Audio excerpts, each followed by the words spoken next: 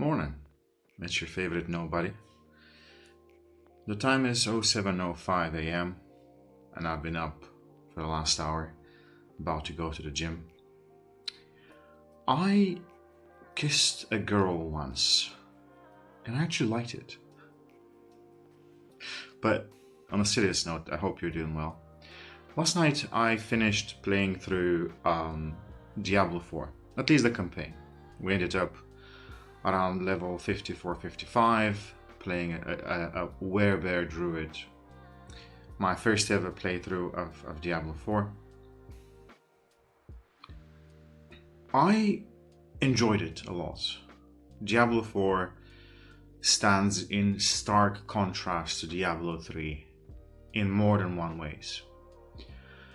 But it also has that signature Blizzard goodness to it. The soundtrack is probably the best, or maybe one of the best ARPG soundtracks I've heard in a long while. Some of the story was captivating, well thought out, even profound. Certain moments just felt profound, and I blogged about it on my blog. The fact that nowadays you can play your ARPG on the TV the way people used to do on consoles is just mind-boggling to me. So that's another plus. You can get a controller, be a couch potato, and just have fun with that. I didn't take advantage of the multiplayer functionality at all. I saw players running to and fro, and every now and then somebody would crash in on one of the world events I was doing. But for the most part, I haven't done any multiplayer or PvP stuff to speak of. And of course, the game had weird issues like quests breaking, NPCs disappearing, things phasing in and out, and especially difficult and kind of complex. Yeah, it's the same thing, difficult, complex. Especially something happened. You see, I can't find the words for it. Something happened. When I started my playthrough of Diablo IV, I seem to have joined during a special event where loot goblins would not stop spawning, and they didn't just have like a piece of one or two pieces of loot. They would have a bag that drops with additional loot, and the more you beat them up and the quicker you kill them, the bigger the bag. So it's almost like a piñata. The less you hit it, the more candy you get, or something like that, which in reality doesn't work that way. Not that I know, but I suspect. And what ended up happening is that by level 35, my character was so powerful. The first piece of gear upgrade that I got was once I defeated the last boss.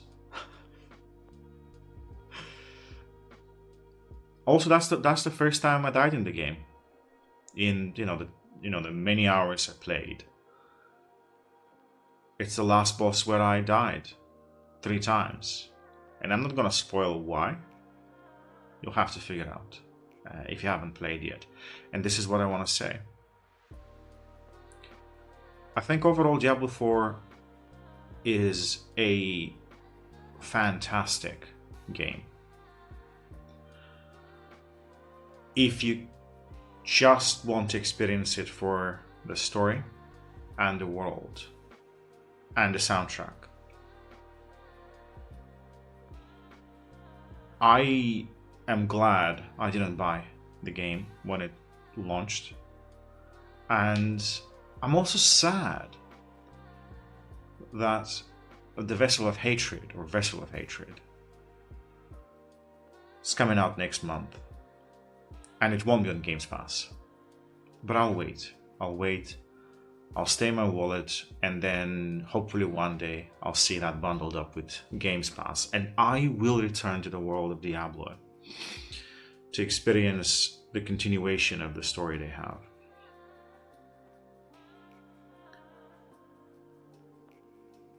The signature thing, the signature Blizzard thing I was talking about, their je ne sais quoi, their whatever, shines bright in this one.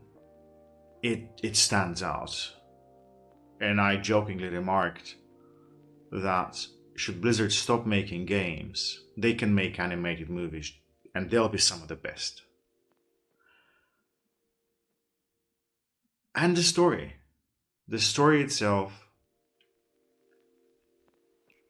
gave me emotions. I felt something other than backache, angst, confusion, loneliness. No, I genuinely felt emotions for the characters in the game this time around. And I felt good about my character and how they turn out, even though you have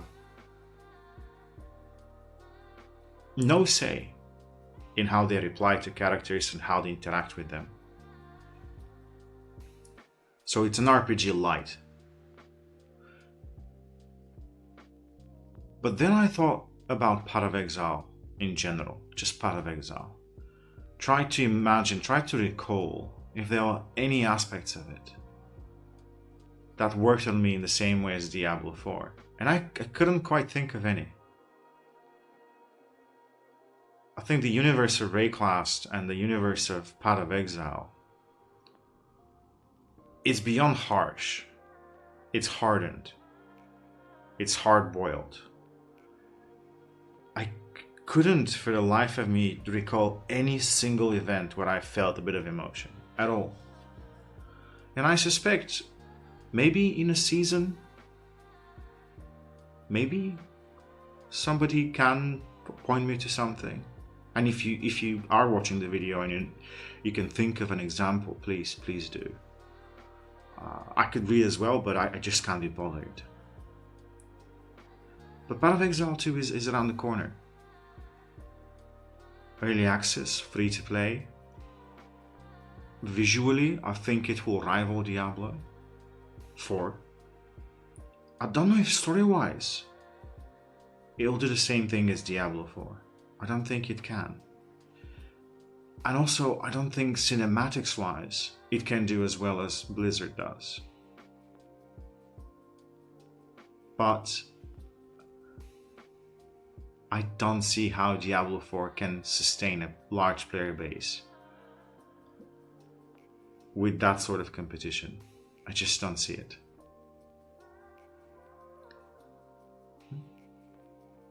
We'll play, we'll give it a try. I'll let you know.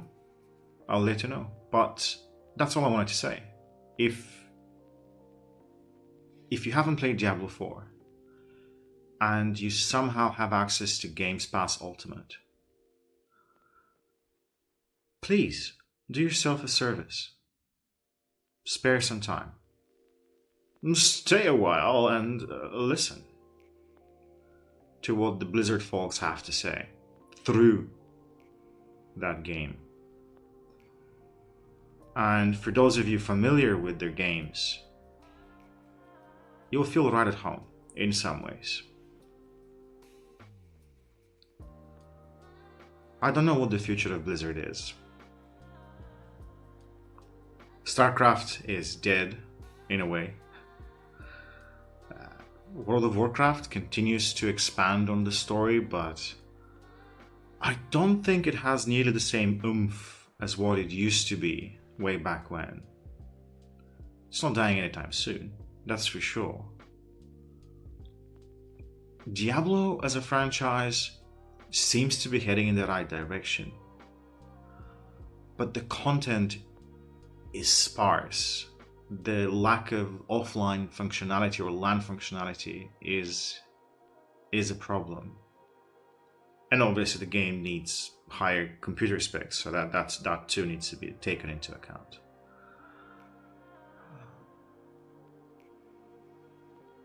And still their stuff is unmistakably Blizzard. Cinematics, music, story, all of that is stellar, among the best we can ask for.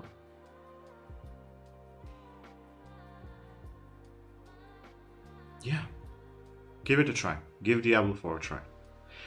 And then once Path of Exile comes out, well, that is the, when Path of Exile 2 allows people in. Yeah, let's go and play and see how that turns out. Thank you for your time. See you next time.